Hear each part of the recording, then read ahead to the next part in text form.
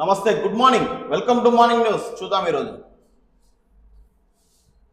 సాగర్లో ముగిసిన వర్ణయాగం, పూర్ణాహుతిలో పాల్గొన్న రేవంత్ దంపతులు, వేకోజామునే క్రతువు ప్రారంభించిన ఉత్తమ్ దంపతులు.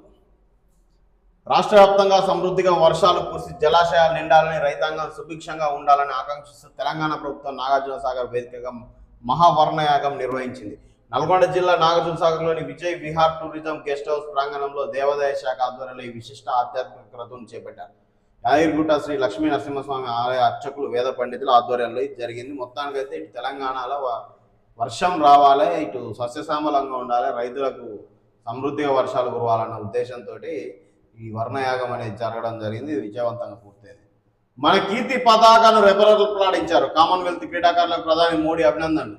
దేశ కీర్తి పతాకను అంతర్జాతీయ స్థాయిలో నిలిపిన క్రీడాకారులను ప్రధాని మోడీ అభినందించారు. మీ గెలుపు మీకే కాదు, దేశానికి గర్వకారణమని ప్రశంసించారు. భారత బాక్సర్ లవ్లీ నాపై ప్రధానమంత్రి నరేంద్ర మోదీ ప్రశంసల వర్షం కురిపించారు. రైట్. కామన్వెల్త్ గేమ్స్ లో పథకాలు సాధించిన అథ్లెట్లు ఆదివారం ప్రధాని కలిసిన సంగతి తెలిసిందే. వారితో సరదాగా మాట్లాడిన మోదీ అథ్లెట్లకు లడ్డూలు తినిపించారు. ఇది మొత్తానికి ప్రశంసించుకున్నారు. మంచి విషయం. ఇట్లా ఎంకరేజ్ చేస్తుంటే వాళ్ళు కూడా ఇంకా ఈ కామన్వెల్త్ గేమ్స్ కు మన చిన్న స్కూల్ స్థాయి నుంచే, వాళ్ళ చిన్న ఏజ్లోంచే ఇంట్రెస్ట్ ఉన్న వాళ్ళని గుర్తించి వేరే వేరే దేశాల్లో ఏ విధంగా అయితే ప్రోత్సహిస్తారో మన దేశాన్ని కూడా అట్లా ప్రోత్సహిస్తే ఇంకా మంచిది, ఇంకా పథకాలు వస్తాయి. గ్లోబల్ హబ్ గా తెలంగాణ ఇంధన రంగం అభివృద్ధి 2030 నాటికి 500 గిగావాట్ల నాన్ ఫాసిల్ సామర్థ్య లక్ష్యం. అమెరికా పర్యటనలో డిప్యూటీ సీఎం భట్టి. ఇక మనంతా కార్యాచరణ అంతా ఫ్యూచరిస్టిక్ ఉంటుంది అనమాట, మామూలుగా ఉండదు. ఇక ప్రస్తుతం ఎట్లన్నా పోయిన రాష్ట్రం కానీ ఫ్యూచరిస్టిక్ అనేది బ్రహ్మాండంగా ప్లాన్ చేస్తుంటారు. చేయాలి ఈ దిశగా, మంచి పనే. కానీ వాళ్ళు ఎంతవరకు కార్యాచరణ దాలుస్తుంది అనేది ఆలోచించాల్సిన విషయం. అమిత్ షా వివరణ ఇవ్వాల్సిందే, అప్పటి వరకు పార్లమెంటు ప్రతిష్టంభన తప్పదు, హెచ్చరించిన ప్రియాంక రాహుల్ గాంధీ. పార్లమెంట్ మార్చ్ సందర్భంగా విద్యార్థులపై ఢిల్లీ పోలీసులు లాఠీచార్జ్ చేయడం, కేంద్ర హోంశాఖ మంత్రి అమిత్ షా వివరణ ఇవ్వాలని ప్రతిపక్ష కాంగ్రెస్ పార్టీ పట్టుబడుతుంది. ప్రకటన వచ్చే వరకు పార్లమెంట్లో అధికార ప్రతిపక్షాల మధ్య ప్రతిష్టంభన కొనసాగుతుందని కాంగ్రెస్ పార్టీ నాయకురాలు ప్రియాంక గాంధీ వాద్రా తేల్చి చెప్పారు. సోమవారం పార్లమెంట్ హౌస్ కాంప్లెక్స్ లో ప్రియాంక గాంధీ మీడియాతో మాట్లాడుతూ కేంద్ర హోంశాఖ మంత్రి అమిత్ షా ప్రకటన ఇచ్చే వరకు పార్లమెంట్లో ప్రతిష్టంభన కొనసాగుతుందని చెప్పారు. తెలంగాణ కోసమే బతికిన పెద్ది, ప్రజల అభిమానం చూరగొన్న నేత, నర్సంపేట కాలేజీకి పెద్ది పేరు పెడతాం. సంతాప సభలో కేటీఆర్ వెల్లడి. ఎంతకాలం బతికినం అనేది కాదు, ఎట్లా బతికినం అనేది ముఖ్యమని బీఆర్ఎస్ వర్కింగ్ ప్రెసిడెంట్ కేటీఆర్ అన్నారు. పెద్ది సుదర్శన్ రెడ్డి జీవితమే అందుకు ఉదాహరణ అని చెప్పారు. బీసీలతో పాటు అన్ని కులాలకు సమాన అవకాశాలు, రాజకీయాలకు అతీతంగా పనిచేయాల్సిన అవసరం ఉంది. స్వయం శక్తితో ఎదిగిన వ్యక్తి సర్వాయి పాపన్న. సచివాలయం ఎదురుగా మహనీయుల విగ్రహాలు ఏర్పాటు. పిసిసి చీఫ్ మహేష్ కుమార్ గౌడ్ వెల్లడి. తెలంగాణలో బీసీలతో పాటు అన్ని కులాలకు సమాన అవకాశాలు కల్పించేందుకు రాజకీయాలకు అతీతంగా పనిచేయాల్సిన అవసరం ఉందని మహేష్ కుమార్ అన్నారు. సర్వాయి బాపన్న వంటి వీరుల జీవితాలను ఆదర్శంగా తీసుకుని ముందుకు సాగాలని పిలుపునిచ్చారు. సర్వాయి బాపన్న గొప్పతనాన్ని వివరిస్తూ మహేష్ కుమార్ మాట్లాడుతూ ఎంతో మంది రాజులు, చక్రవర్తులు చరిత్రలో ఉన్నప్పటికీ చిన్న జాతిలో పుట్టి పోరాటంతో రాజుగా ఎదిగిన వ్యక్తి సర్వాయి పాపన్న అని అన్నారు. పుట్టుకతోనే చక్రవర్తులుగా మారిన వారితో పోలిస్తే పాపన్న పోరాడి రాజయ్యారని పేర్కొన్న అది రైట్. ఇదంతా బాగానే ఉంది కానీ మరి మీరే మొన్ననేమో క్విట్ ఇండియా ఉద్యమాలు చూసినాం, కేంద్రం నుంచి చెప్పారు స్ఫూర్తి తీసుకోవాలని. ఈరోజు వీళ్ళు చెప్తున్నారు. మరి వీళ్ళందరి జీవితాలు మీరు స్ఫూర్తిగా తీసుకొని పోరాడాల్సిందే కదా అన్యాయానికి ఎదురుగా. అసలు బట్ కాన్సెప్టే అది కదా. వీళ్ళ జీవితాలు మనం ఎందుకు స్ఫూర్తిగా తీసుకుంటాం అంటే అప్పుడు జరుగుతున్న అన్యాయాన్ని ఎదిరించిన వాళ్ళు ఇప్పుడు జరుగుతున్న అన్యాయాన్ని కూడా స్టూడెంట్స్ ఇప్పుడు వాళ్ళని స్ఫూర్తి తీసుకోవడానికి కారణం ఏంది? స్ఫూర్తిగా తీసుకోవాలంటే ఏం చేయాలి? అన్యాయాన్ని ప్రశ్నించాలి కదా. ఎక్కడ అన్యాయం జరిగితే అక్కడ ప్రశ్నించాలి. వాళ్ళని స్ఫూర్తిగా తీసుకొని మేము అదే పని చేస్తున్నాం. మీరు దాన్ని ఎంకరేజ్ చేయాలి. మళ్ళీ పోలీసులను పెట్టి బలవంత ప్రయోగాలు, లాఠీ చార్జీలు ఈ కాదు చేయాల్సింది. ఎందుకు ప్రశ్న ఎక్కడ పుట్టింది, ఎందుకు పుట్టింది అనేది ఆలోచించాలి. ఆ కోణం నుంచి ఆలోచించాలి. ఈ నిరసన ఎందుకు స్టార్ట్ అయింది అనేది ఆలోచించి ఆ సమస్యను తొలగించే దిశగా ప్రభుత్వాలు పనిచేయాలి. ఆర్భాటంగా మండలాలు, రెవెన్యూ డివిజన్లు, ఎక్కడ కార్యాలయ భవనాల నిర్మాణం ఏది? భూభారత్తో రైతులకు భరోసా కల్పించిన ప్రజాప్రభుత్వం. గత బీఆర్ఎస్ ప్రభుత్వ తీర్పై మండిపడ్డ పొంగిలేటి. హుస్నాబాద్ నియోజకవర్గంలో పలు కార్యక్రమం. బీఆర్ఎస్ ముచ్చట వదిలేది. మీద ఉంటే ముచ్చట చెప్పురి. ఎందుకు పొద్దుపోని ముచ్చట్లు? మీరు చేసేది ఉంటే చెప్పురి, రేపు చేసేది చెప్పురి, ఇప్పటివరకు ఏం చేసారు చెప్పురి. పాడిందే పార్రా పాస్పర్ల దాటరా 10 ఏళ్ల నుంచి వాళ్ళు అవినీతి చేసిరంటే ఒక్కటి బయటికి తీయలేకపోయింది. ఎందుకే ఉద్యోగం ముచ్చట్లు? ఏదో ఒక టైం పాస్ అని ముచ్చట్లు. మీకు తెలంగాణలో ముగిసిన సర్ ప్రక్రియ. రాష్ట్రంలో మొత్తం 1,38,26,448 మంది ఓటర్లు రట. రైట్, ఇక చూడాలి తర్వాత ఏమొస్తుంది. రిజల్ట్ వచ్చేది ఆగస్టు 17కి వస్తుంది. ఆ రిజల్ట్ వచ్చినాక తెలుస్తుంది కదా. రిఫార్మ్ ఉత్సవ్పై కార్యాచరణ, ప్రధాన కార్యదర్శితో కేబినెట్ కార్యదర్శి వీడియో కాన్ఫరెన్స్. విద్యార్థులకు ఫీజు రాయితీపై మేడ్చల్ ఎమ్మెల్యేతో ఉప్పల్ ఎమ్మెల్యే భేటీ. మేడ్చల్ ఎమ్మెల్యే సిహెచ్ మల్లారెడ్డితో ఉప్పల్ ఎమ్మెల్యే బండారు లక్ష్మారెడ్డి మీటింగ్. ఏం మీటింగ్ పెట్టిర్రా? ఏది ఫీజుల రియంబర్స్మెంట్ రాయితీ పైన చూద్దాం. మల్లారెడ్డి ఇంజనీరింగ్ కళాశాలలో ఉప్పల్ విద్యార్థులకు ఫీజు రాయితీపై మేడ్చల్ ఎమ్మెల్యేతో ఉప్పల్ ఎమ్మెల్యే బండారి లక్ష్మారెడ్డి సమావేశం. ఉప్పల్ నియోజకవర్గానికి చెందిన విద్యార్థులకు మల్లారెడ్డి ఇంజనీరింగ్ కళాశాలలో ఫీజు రాయితీ కల్పించే అంశంపై ఉప్పల్ ఎమ్మెల్యే బండారి లక్ష్మారెడ్డి మేడ్చల్ ఎమ్మెల్యే చామకూరు మల్లారెడ్డితో ఇలా చుట్టాలు కదా మీరు నా చుట్టాలు అంటుంది. సో సోమవారం నాడు సమావేశం అయ్యారు. ఈ సందర్భంగా ఆర్థికంగా ఇబ్బందులు ఎదుర్కొంటున్న విద్యార్థులకు ఫీజు రాయితీ కల్పించి వారు ఉన్నత విద్యను కొనసాగించేలా సహకరించాలని ఎమ్మెల్యే బండారి లక్ష్మారెడ్డి కోరారు. ఉప్పల్ నియోజకవర్గ విద్యార్థుల విద్యాభివృద్ధికి తన వంతు కృషి చేస్తారని, విద్యార్థులకు అందుబాటులో ఉండేలా అవసరమైన సహాయ సహకారాలు అందించేందుకు కృషి చేస్తారని ఆయన తెలిపిండు. మరి తెలిపినోని ఒక ఉప్పల్ విద్యార్థులకు చేస్తావా మల్లారెడ్డి గారు? మీరు రాష్ట్రం అంతా కావాల్సిన వాళ్ళు. సరే మీ బంధువు ఆయన ఏదో కలిసిరు, ఏదో మరి పండగ కలిసిరు, పబ్బానికి కలిసిరు, ఇంట్లోనే వచ్చి మాట్లాడుతున్నట్టుంది. మరి సరే అఫీషియల్ మీటింగ్ అయినప్పటికీ ఆ ఎమ్మెల్యే గారు వచ్చి అడిగిరు. మా వేరే నియోజకవర్గ ఎమ్మెల్యే అడగలేదు. వాళ్ళ తరఫున ఒక జర్నలిస్ట్గా అడుగుతున్నాం, దయచేసి అన్ని జిల్లాలు తెలంగాణ రాష్ట్రం అంతా మీదే, తెలంగాణ రాష్ట్రం కాదు ఈ దేశం అంతా మీదే, తెలంగాణ రాష్ట్రంలో ఉన్న అన్ని నియోజకవర్గ పిల్లలకు ఆ ఫీజు రాయితీ ఏదో కల్పించురి, అవసరమైతే 25% ఫ్రీ సీట్ ఇయ్యి. ఆల్రెడీ మీరు ఇస్తున్నట్టుంది. విద్య విషయంలో మీరు అన్ని రకాలుగా మంచిగా చేస్తారు, అలా డౌట్ లేదు. ఫీజులు గట్టిన వసూలు చేస్తున్నప్పటికీ ఎంతో కొంత ఫ్రీ సీట్స్ కూడా ఇస్తున్నారని మేము అనుకుంటున్నాం. సరే అట్లనే కొనసాగించండి. ప్రభుత్వ రంగ సంస్థల ప్రైవేటీకరణ విధానాలు ఆపాలి.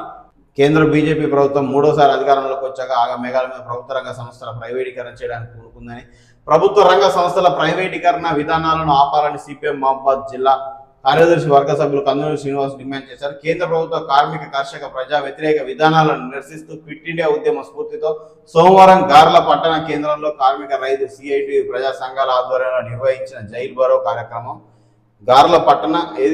కార్యక్రమంతో గార్లపట్టణ కేంద్రం దద్దరిల్లింది. ఈ సందర్భంగా ఆయన మాట్లాడుతూ ప్రభుత్వ రంగ సంస్థల నిర్వీర్యాన్ని, ప్రైవేటీకరణ విధానాలను ఆపాలని డిమాండ్ చేశారు. మొత్తానికి ఇప్పుడు ఈ దేశంలో ఈ రాష్ట్రంలో ఈ ప్రైవేటీకరణ అనేది ఆపేరు మీరు. ఓకే, గ్లోబలైజేషన్ ప్రైవేటైజేషన్ అవి చేసిర్రు, అయిపోయింది. 1991 రిఫార్మ్స్ చేసిర్రు, బాగానే ఉంది. ఇక ఇప్పుడు ప్రభుత్వ ఆదాయాలు పెంచే దిశగా ఆలోచించారు. మీరు చిన్న చిన్న ఆదాయ మార్గాలన్నీ ప్రైవేటీకరణ చేసుకొని మీ ఏం చేస్తారు అసలు? అరే ఈ దేశం అప్పు, ఈ రాష్ట్రం అప్పు ఎప్పుడు తీరాలి, ఎన్నడు తీరాలి? ఈ తీసే ఉద్దేశం మీకు లేదు అసలు. ఇప్పుడున్న నాయకులకు నాకు తెలిసి అప్పు తీర్చాలన్న ఆలోచనే లేదు. ఏదో ప్రజలు పనులు కడుతున్నారు, అలా మనం పంచుకొని తింటున్నాం, మిగిలిన ఆ వడ్డీల రూపంలో కట్టిపడేస్తున్నాం అన్నట్టే ఉంది మీ కథ. అరే చిన్న చిన్న ఆదాయ మార్గాలన్నీ ప్రైవేట్ రన్ చేస్తారు.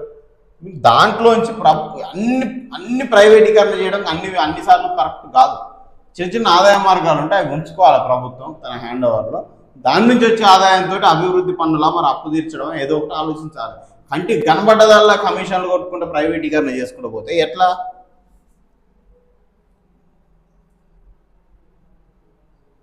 నేలకొండపల్లి మండలంలో గుప్పుమంటున్న గుడుంబ. ఇది ఎక్సైజ్ శాఖ నిర్లక్ష్యం, ప్రజల ప్రాణాలతో చిలగాట. ఇది నేలకొండపల్లి ప్రభుత్వం గుడుంబపై నిషేధం విధించి కఠిన చర్యలు తీసుకుంటామని ప్రకటన చేస్తున్నా నేలకొండపల్లి మండలంలో మాత్రం నాటుసారా వ్యాపారం రెచ్చిపోతుంది. ఎక్సైజ్ శాఖ అధికారుల నిర్లక్ష్యం కారణంగా మండలంలోని పలు గ్రామాల్లో గుట్టుచప్పుడు కాకుండా గుడుంబ తయారీ విక్రయాలు 3 పూలు 6 కాయలుగా సాగుతున్నాయి. ఇంటింటికి సరఫరా చేయబడుతుంది. ఇక్కడ శంకర్గిరి తండా నుండి రాజేశ్వరపురం, చెన్నారంతో పాటు మండలంలోని వివిధ గ్రామాల్లో కుటుంబ వ్యాపారం విస్తరించి 2 వీలర్లపై సీసాలతో నింపి ఇంటింటికి సరఫరా చేస్తున్నారు. ఇది కథ. ఒక పక్కన ఇటు ఎక్సైజ్ డిపార్ట్మెంట్ వాళ్ళు ఆల్మోస్ట్ వాళ్ళు చేయాల్సిన కసరత్తులు అన్నీ చేస్తూనే ఉన్నారు. చేస్తున్నప్పటికీ ఇక్కడ ఏమవుతుంది, సాటుగా గ్రామాలలో నడుస్తూనే ఉన్నాయి. ఈ బాధ్యత గల వాళ్ళు విత్ ప్రూఫ్తో సహా వాళ్ళకి ఇచ్చే ప్రయత్నం ఏమైనా చేయరు. ఎందుకంటే జీవితాలు నాశనం అయిపోతాయి దీనివల్ల. రైట్. ప్రభుత్వ భూమి కబ్జాట. గంగాపురి గ్రామంలోని సర్వే నంబర్లు 973, 74, 75, 76లో ఉన్న ప్రభుత్వ భూమి ఆక్రమణకు గురైనట్లు స్థానికులు ఆరోపిస్తున్నారు. ఆక్రమణకు గురైన భూమిని ఇటీవల చదును చేయడంతో విషయం వెలుగులోకి వచ్చింది. రెవెన్యూ రికార్డులో సదరు భూమి ఆబాదీ భూమిగా నమోదై ఉన్నట్లు స్థానికులు పేర్కొన్నారు. ఇది కథ. ఎక్కడికక్కడ ఇక ప్రభుత్వ భూములు కనబడితే పాపం ఇంకొందరు కబ్జాదారులు కబ్జా చేస్తానికి రెడీగా ఉంటారు. మరి అధికారులు ఏం చేస్తారు? నువ్వు ఉత్తాన్ని కబ్జా అంటే ఒక పోయి బోడి సినిమాలో కనుక దిస్ ల్యాండ్ బిలాంగ్స్ టు ఆ రౌడీకి ఈ రౌడీకి అని పెట్టుకుంటారా? అఫీషియల్గా అధికారులతోటి బ్రహ్మాండంగా రిజిస్ట్రేషన్లు అయిపోతుంది. మరి ఎందుకు ప్రభుత్వం నిర్లక్ష్యం చేస్తుంది? ఈ కబ్జా రూపంలో ఆయన పోయి ఉత్త వ్యవసాయం చేసుకుని ఉండడం కాదు. మరి రిజిస్ట్రేషన్లు అయితేనే మరి అటు నాలాలు వస్తున్నాయి, వాళ్ళకు నాన్ అగ్రికల్చర్ ల్యాండ్ సర్టిఫికేట్లు వస్తున్నాయి. ఈ ఎంఆర్ఓ బ్రహ్మాండంగా ఎంఆర్ఓ రిజిస్ట్రేషన్లు చేస్తున్నాడు. కొందరు సిచ్యువేషన్లో అయితే అసలు భూమే ఉండదు. ఆ సర్వే నెంబర్ మీద 2 ఎకరాల భూమి ఉంటే ఈ 4-5 ఎకరాల రిజిస్ట్రేషన్లు అవుతున్నాయి. మరి ఎట్టయితున్నాయి? మరి ఎవరు నిర్లక్ష్యం? అధికారులు లంచాలు తిని ఎక్కడ పడితే అక్కడ సంతకాలు పెడుతుర్రా? ఏంది కథ ఏందని ప్రభుత్వం పూర్తి స్థాయిగా నిఘా పెట్టాలి, వీళ్ళ మీద విచారణ జరిపించాలి. ఎక్కడికక్కడ ఎకరం భూమిని 4 ఎకరాలు అదే సర్వే నెంబర్ మీద 4 ఎకరాల భూమి రిజిస్ట్రేషన్ అయి ఉంటుంది నలుగురికి. రేపు వాళ్ళ పరిస్థితి ఏంది? వీళ్ళు ఇష్టం వచ్చినట్టు లంచాలు తీసుకొని చేసుకుంటూ పోతుంటే. తెలంగాణ రాష్ట్రంలో ఉద్యమకారుల గుర్తింపును వేగవంతం చేయండి, మళ్ళీ కాంగ్రెస్ ప్రభుత్వాన్ని అధికారంలోకి తీసుకొస్తాం. పిడమర్తి రవి, డాక్టర్ కేవి కృష్ణారావు. ఎవరు అసలు ఉద్యమకారులను గుర్తిస్తారు అనేది తెలవట్లేదు. ఇప్పుడు సరే కొంతమంది ఎవరెవరైతే వెలుగులోకి వచ్చారో వాళ్ళని గుర్తిస్తారు, బాగానే ఉంది. 1,00,000 మంది ఉద్యమకారులు అంటే అసలు 1,00,000 మంది కూడా సరిపోరు నన్ను అడిగితే. తెలంగాణ ఉద్యమం 1,00,000 మంది పోరాడుతూ వచ్చిందా? 1,00,000 మందే ఉద్యమకారులు ఉన్నారా? అరే ప్రతి ఒక్కరు తెలంగాణ ఉద్యమంలో నడి రోడ్డు మీదకి వచ్చి పోరాడిన వాళ్ళే సబ్బండ వర్ణాలు. కాకపోతే ఇలా ప్రముఖ పాత్ర పోషించిన వారిని గుర్తించుకోవాలి, వారికి కావాల్సింది ఓకే. కానీ ఈ గుర్తింపు అనేది ఎంత పారదర్శకంగా జరుగుతుంది? ఇక ఈ పార్టీలకు సంబంధించి వాళ్ళ కార్యకర్తలను ఉద్యమకారులుగా మలుస్తారా? లేకపోతే నిజంగా గ్రౌండ్ లెవెల్లో ఇప్పటికీ ఎలాంటి ఈ తెలంగాణ ప్రతిఫలాలు పొందని నిజమైన ఉద్యమకారులను గుర్తిస్తారా అనేది పూర్తి స్థాయిలో మనం చూడాల్సి ఉంది. 1,00,000 మంది అంటే 1,00,000 మంది సరిపోరు. 1,00,000 మంది పోరాడితే రాలేదు తెలంగాణ. సబ్బండ వర్ణాలు పోరాడితే వచ్చినాయి, అందరూ ఉద్యమకారులే. కాకపోతే అలా ఎవరు ప్రముఖ పాత్ర పోషించారు, ఎవరు వారి జీవితాలను కోల్పోయారు, వాళ్ళ కుటుంబాలకు ఇబ్బంది కలిగింది అనేది కూడా ఆలోచించాలి. ఎంతమంది మీద తెలంగాణ ఉద్యమ కేసులు ఉన్నాయి, మరి ఎవరు నిజమైన ఉద్యమకారులు అనేది చాలా పెద్ద విషయం. అది అంత ఈజీగా ఏదో 1-2 రోజులు తెలిసేది కాదు. రైట్. ప్రభుత్వ బడి బాగుందంటారు, మరి నాయకుల పిల్లల బడి ఏది? ప్రభుత్వ విద్యపై నమ్మకం ఉంటే ముందుగా వారి పిల్లలే ప్రభుత్వ బడిలో చదవాలి. విద్యా వ్యవస్థ మారాలంటే ప్రత్యేక చట్టం తీసుకురావాలన్న డిమాండ్. ప్రభుత్వ పాఠశాలలు బాగుపడాలి, పేద మధ్యతరగతి పిల్లలకు నాణ్యమైన విద్య అందాలి, ప్రభుత్వ బడుల్లో మౌలిక వసతులు మెరుగుపడాలి, విద్యార్థులకు అత్యుత్తమ భవిష్యత్తు కల్పించాలి. ఇవన్నీ ప్రభుత్వాలు, రాజకీయ నాయకులు, అధికారులు తరచూ చెప్పే మాటలు. కానీ ఒక ప్రశ్న మాత్రం సమాజాన్ని వెంటాడుతుంది. ప్రభుత్వ విద్యపై నిజంగా నమ్మకం ఉంటే రాజకీయ నాయకులు, ఉన్నతాధికారులు తమ పిల్లలను ప్రభుత్వ పాఠశాలలో ఎందుకు చదివించరు? ఇది ఏ ఒక్క పార్టీకి సంబంధించిన ప్రశ్న కాదు, ఏ ఒక్క ప్రభుత్వాన్ని ఉద్దేశించిన ప్రశ్న కాదు. యావత్ తెలుగు రాష్ట్రాల ప్రజల తరపున అడగాల్సిన ప్రశ్న. మాటల్లో ప్రభుత్వ బడి, పిల్లల విషయంలో ప్రైవేటు బడి. ప్రభుత్వ పాఠశాలలో నాణ్యమైన విద్య అందిస్తున్నామని పాలకులు చెబుతారు, ఉపాధ్యాయులు బోధిస్తున్నారు, మౌలిక వసతులు కల్పిస్తున్నాం, డిజిటల్ విద్యను ప్రోత్సహిస్తున్నాం, ఇంగ్లీష్ మీడియం, సాంకేతిక విద్యకు ప్రాధాన్యం ఇస్తున్నామని వివరిస్తారు. అయితే అదే వ్యవస్థను నడిపించే ప్రజాప్రతినిధులు, ఉన్నతాధికారులు తమ పిల్లల విషయంలో ప్రభుత్వ పాఠశాలపై నమ్మకం చూపకపోతే సాధారణ తల్లిదండ్రులు ఆ వ్యవస్థపై ఎలా విశ్వాసం పెంచుకుంటారు? పిల్లలను చేర్పిస్తేనే సమస్యలు కనిపిస్తాయా? ఒక ఎమ్మెల్యే, మంత్రి, ఎంపీ, ప్రజాప్రతినిధి లేదా ఉన్నతాధికారి పిల్లవాడు ప్రభుత్వ పాఠశాల చదువుతున్నాడు అనుకున్నారు. అప్పుడు ఆ పాఠశాలలో ఉపాధ్యాయుడి కొరత ఉంటే వెంటనే వారి దృష్టికి వస్తుంది. తాగునీటి సమస్య ఉంటే తెలుస్తుంది, మరుగుదొడ్లు సరిగా లేకపోతే తెలుస్తుంది, తరగతి గదులు, ప్రయోగశాలలు, కంప్యూటర్లు, క్రీడా మైదానం వంటి సౌకర్యాల లోపాలంటే స్వయంగా అనుభవిస్తారు. అప్పుడు ఆ సమస్యల ఫైళ్లలో ఉండవు, నిర్ణయాలు తీసుకునే వారి ఇంటికి గడప చేరతాయి. అదే ప్రభుత్వ పాఠశాల బలోపేదానికి పెద్ద మార్పు కారణం కావచ్చు. ఇక ఇది కథ వ్యవస్థ. ఏంది అంటే ప్రభుత్వ బడి బాగుంది కానీ నాయకుల పిల్లలు లేరు. మరల్లా ఇప్పుడు ఇక్కడ 119 మంది మన తెలంగాణలో 119 మంది ఎమ్మెల్యేలు ఉంటే, ఎంపీలు ఉంటే, ఈ రాజకీయ నాయకులందరి పిల్లలు పరిస్థితి ఏంది? ఎక్కడ చదువుతున్నారు? వీళ్ళ రిలేటివ్స్ అయితే వీళ్ళ పిల్లలు, సరే వీళ్ళు పెద్దోళ్ళు, వాళ్ళ పిల్లలు చదువు అయిపోయింది, వాళ్ళ పిల్లలు ఏడ చదువుతున్నారు? వీళ్ళ బంధువుల పిల్లలు ఏడ చదువుతున్నారు? 3 లక్షల పైచిలకు ప్రభుత్వ ఉద్యోగులు ఉంటే వాళ్ళ పిల్లలందరూ ఏడ చదువుతున్నారు? మరి ఇదంతా ఎవరు సర్వే చేయాలి, ఎవరు కనిపెట్టాలి? ప్రభుత్వ పాఠశాలలు అద్భుతంగా ఉన్నాయి కదా, అద్భుతంగా ఉన్న ప్రైవేట్ పాఠశాలల్లో ప్రజానాయకుల పిల్లలు ఎందుకు పోవట్లేదు? ఫర్ ఎగ్జాంపుల్ ప్రతి గ్రామంలో సర్పంచ్ పిల్లల్ని వాళ్ళ ఎవరెవరైతే సర్పంచ్ పిల్లలు ఉంటారో, పిల్లలు ఉంటారో వాళ్ళు ప్రభుత్వ పాఠశాలలు చదవాలి. అప్పుడు నడుస్తుంది. ఆ ప్రభుత్వ పాఠశాల, ఆ గ్రామంలో పనిచేసే ప్రభుత్వ ఉద్యోగుల పిల్లలు ప్రభుత్వ పాఠశాల చదివి అలాంటి చట్టాలు చేయడానికి చాలా లొసుగులు ఉన్నాయి. చేయకపోవడానికి రాజ్యాంగంలో చేయలేదు. ఎందుకు అంటే రైట్ టు ఎడ్యుకేషన్ అనేది ఇంప్లిమెంట్ చేయవు నువ్వు, ప్లస్ ఎవరు ఎక్కడ ఎవరు చదివించుకోవాలనే హక్కు పూర్తిగా వాళ్ళకు ఉన్నది. ఇంకా నువ్వు ఎట్లా చేస్తావు? నా బాబు నిల్ల కాదు నేను వేరే దాంట్లో చదివించుకుంటా అనే హక్కు ఆయనకు ఉన్నది. ఈ చట్టంలో ఉన్న కొన్ని లొసుగులను అడ్డం పెట్టుకొని ప్రజాప్రతినిధులు ఈ ప్రభుత్వ ఉద్యోగుల పిల్లలేమో ప్రైవేట్ కార్పొరేట్ స్కూళ్ళలో దోలుతారు. ఎందుకంటే వాళ్ళు బ్రహ్మాండంగా ప్రజల పన్నులతో జీతాలు తీసుకుంటారు, ప్రజల పన్నులతో బ్రహ్మాండంగా ఎంజాయ్ చేస్తున్నారు. వాళ్ళకి ఏం తక్కువ 1 లక్ష కాబట్టి 2 లక్షల ఫీజులు కట్టి అలా చేర్పించేస్తూ ఉంటుంది. ఇక ఈ ముద్ర ముచ్చట్లన్నీ ఎవరు చెప్పాలి? ప్రజలకు చెప్పాలి. పొద్దున్న లేస్తే అన్ని చేస్తున్నాం, మేము బోర్డు పెడుతున్నాం, డిజిటల్ బోర్డులు పెడుతున్నాం, అది ఇది ఐసా పైసా అని మభ్యపెట్టే మాటలన్నీ సాధారణ తల్లిదండ్రులు చెప్పి వాళ్ళని పేదలుగానే ఉంచాలి అరకొర జ్ఞానం ఇచ్చి. అరే మొత్తం ప్రజాప్రతినిధుల పిల్లలందరూ ప్రభుత్వ పాఠశాలలోకి వస్తే ఎందుకు మారో? ప్రభుత్వ పాఠశాలలు పూర్తి స్థాయిలో వాటి స్వరూపమే మారిపోతుంది. అది జరగదు. ఎందుకంటే వీళ్ళకి రాజ్యాంగంలో ఉన్న లొసుగులతోటి ఒక కామన్ మ్యాన్ క్యాజువల్గానే ఒక సందేహం ఈజీగా వచ్చేస్తుంది. అరే ఇప్పుడు ప్రభుత్వ ఉద్యోగులను ప్రజాప్రతినిధుల పిల్లలను ప్రభుత్వ పాఠశాలను చదివించాలని చట్టం చేయొచ్చు కదా అని అంటాం మనం. కానీ ఆ చట్టం చేయకుండా ఉండడానికి వీళ్ళకి కావాల్సిన రుసుగులు రాజ్యాంగంలో ఉన్నాయి. వాటిని అడ్డం పెట్టుకొని ఇలాంటి చట్టాలు చేయకుండా ఉంటారు. వీళ్ళు సవరించరాదంటే వాటిని కూడా సవరించవచ్చు. ఎంతసేపు సవరించాలంటే పెద్ద పెద్ద విషయాలని సవరిస్తున్నారు. ఈ చిన్న లుసుగులను సవరించి ఖచ్చితంగా ప్రభుత్వ పాఠశాల ప్రభుత్వ ఉద్యోగుల పిల్లల్ని ప్రజాప్రతినిధుల పిల్లల్ని ప్రభుత్వ పాఠశాలలో చదివిపిస్తేనే వాళ్ళ పదవిలో కొనసాగించాలనే చట్టం తెస్తే దెబ్బకే మారిపోతాయి. ఈ ప్రైవేట్ స్కూల్ అన్నీ ఎటోడట వెళ్ళిపోతాయి. ఆ రేంజ్లో మారుతాయి ప్రభుత్వ పాఠశాలలు. అలాంటి చట్టం చేయట్లే కాబట్టి ఈ కథ. రాజ్యాంగ విలువలే మా ప్రాధాన్యం. హైదరాబాద్లోని ప్రతిష్టాత్మక national academy of legal studies and research NALSAR విశ్వవిద్యాలయంలో విద్యార్థుల వర్సిటీ అధికారుల మధ్య వివాదం చెలరేగింది.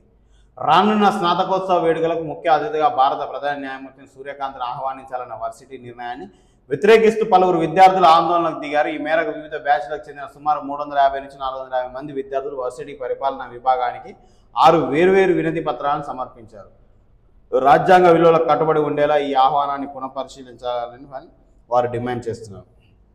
ఢిల్లీలోని జంతర్ మంతర్ వద్ద ఇటీవల కాక్రోచ్ జనతా పార్టీ ఆధ్వర్యంలో యువత చలో సంసద్ ఆందోళన చేపట్టగా నిరసనకారులపై పోలీసులు లాఠీచార్జీ చేశారు. పోలీసుల దౌర్జన్యం అణచివేతకు సంబంధించిన ఆరోపణల విచారణ సందర్భంగా సిజేఐ సూర్యకాంత్ చేసిన వ్యాఖ్యలు అభ్యంతకరంగా ఉన్నాయని విద్యార్థులు తమ లేఖల్లో పేర్కొన్నారు. మాకు వీడియోల పట్ల ఆసక్తి లేదు, చూసేందుకు మాకు సమయం లేదు, మా సమయాన్ని వృధా చేయవద్దు అంటూ న్యాయస్థానంలో ఆయన చేసిన వ్యాఖ్యలను బాధ్యతాయుతంగా లేవని విద్యార్థులు ఆవేదన వ్యక్తం చేశారు. పౌరుల ప్రాథమిక హక్కులను కాపాడాల్సిన అత్యున్నత న్యాయస్థానం నుంచి ఇలాంటి స్పందన రావడం తీవ్ర నిరాశను కలిగిందని వారు అభిప్రాయపడ్డారు. సాధారణంగా ప్రతి ఏటా నల్సార్ స్నాతకోత్సవానికి భారత ప్రధాన న్యాయమూర్తి ముఖ్య అతిథిగా ఆహ్వానించడం ఆనవాయితీగానే వస్తుంది. అయితే విశ్వవిద్యాలయం తమకు నేర్పిన రాజ్యాంగ విలువల, సామాజిక న్యాయం, హక్కుల పరిరక్షణ వంటి అంశాలకు ఈ ఆహ్వానం విరుద్ధంగా ఉందని విద్యార్థులు వాదిస్తున్నారు.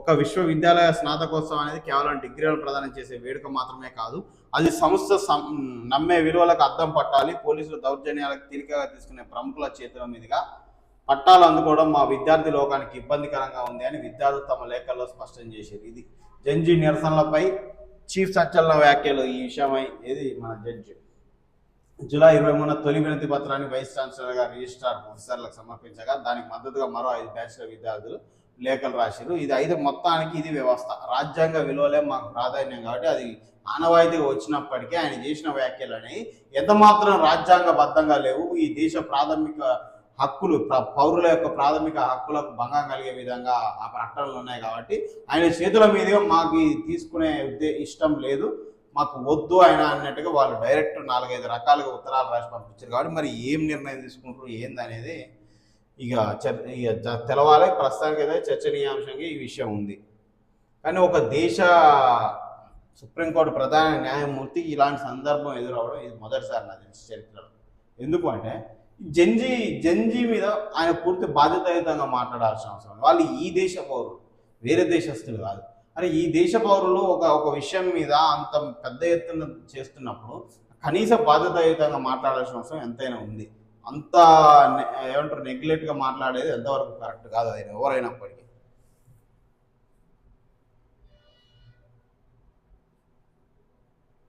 రైట్, 1 కోటి మందికి పైగా స్మార్ట్ రేషన్ కార్డులు ఇవ్వబోతున్నాం. ముఖ్యమంత్రి రేవంత్ రెడ్డి ఈ నెల 15 జిల్లాలో పర్యటించున్నారు. సంగారెడ్డి నూతన స్మార్ట్ రేషన్ కార్డు సీఎం పంపిణీ చేయనున్నారు. ఈ సందర్భంగా ఈరోజు తారా డిగ్రీ కాలేజీలో హెలిప్యాడ్, అంబేద్కర్ స్టేడియంలో సభాస్థల్ టీవీసీ వర్కింగ్ ప్రెసిడెంట్ జగ్గారెడ్డి, జిల్లా కలెక్టర్ ప్రతీక్ జైన్, ఎస్పీ పరిషత్. అసలు నాకు అర్థం కాని విషయం ఏంటంటే 1,00,00,000 మందికి పైగా స్మార్ట్ రేషన్ కార్డు ఇవ్వబోతుందని గర్వంగా చెప్పుకుంటారు, ఎందుకో అర్థం కావట్లేదు. అది గొప్ప విషయం కాదు. స్మార్ట్ రేషన్ కార్డులు ఏందా? స్మార్ట్ రేషన్ కార్డులు దెబ్బ తగిలిలోనికి ఆయింట్మెంట్ పెట్టాలి, మేకప్ వేస్తే కాదు ముచ్చట. పేదోళ్ళను స్మార్ట్గా మేకప్ వేసి ఇస్తే పేదరికం పోతుందా? ఏం ఆనందమో నాకైతే అర్థం కాదు. ఆ స్మార్ట్ రేషన్ కార్డులతో ఒరిగింది ఏందో, అది ఎవరికి ఉపయోగపడుతుంది, ఈ రాష్ట్ర ఎకానమీ ఏమైనా మారుతుందా అని అది ఎందుకో మరి ఈ కాంగ్రెస్ వాళ్ళు అది కూడా గొప్పగా చెప్పుకుంటారో అర్థం కావట్లేదు. ఇక పేదోనికి ఉన్న రేషన్ కార్డు తీసేసి వాడిని ఆర్థికంగా తీసేసి అంటే ఒకనే అన్యాయంగా తీసేయడం కాదు, రేషన్ కార్డు అవసరం లేని పరిస్థితులను కల్పించాలి. వీళ్ళు ఆర్థికంగా ఆయన ఎదిగేటట్టు చేయాలి, అభివృద్ధి దిశగా ప్రయాణించాలి, బిలో పవర్టీ లైన్ నుంచి పైకి తీసుకురావాలి. ఆయన ఆర్థికంగా ఆయనను పైకి తీసుకురావాల్సిన బాధ్యత ప్రభుత్వం అనుకుంటుంది. అరే గిన్ని కుటుంబాలకు రేషన్ కార్డు అవసరం లేకుండా చేసినాం, గిన్ని కుటుంబాలకు అవసరం లేదు, వాళ్ళకు రేషన్ బియ్యం, వాళ్ళు ఆర్థికంగా ఎదిగినారు, బిలో పవర్టీ లైన్ కింద బతకట్లేరు, బ్రహ్మాండంగా వాళ్ళకి ఆదాయం పెరిగింది అని గొప్పగా చెప్పుకోవాలి ప్రభుత్వం.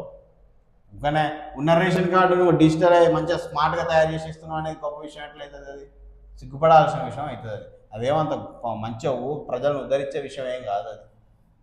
అది ఇంత పెద్దగా ఉన్న రేషన్ కార్డును ఇంత స్మార్ట్ కార్డు లెక్క జోల పెట్టుకుంటే ఆనందపడాలన్నా సంబరపడాలన్నా ప్రజలు? అలా ఏం ఆనందం ఉందో నాకైతే అర్థం కావట్లేదు. అది అంత గొప్ప విషయం ఎట్లయితుందో మరి వాళ్ళు ఎందుకు ప్రచారం చేసుకుంటారో కూడా అర్థం కాదు. సాగునీటి కోసం మంత్రి ఉత్తమ్ కుమార్ రెడ్డికి లేఖ రాసిన హరీష్ రావు. ఏది రాస్తే మాత్రం వాళ్ళు పట్టించుకునే పరిస్థితులు ఉన్నారుగా, ఎక్కడికక్కడ అమ్మకదిండేది అయిపోయాయి. రైట్.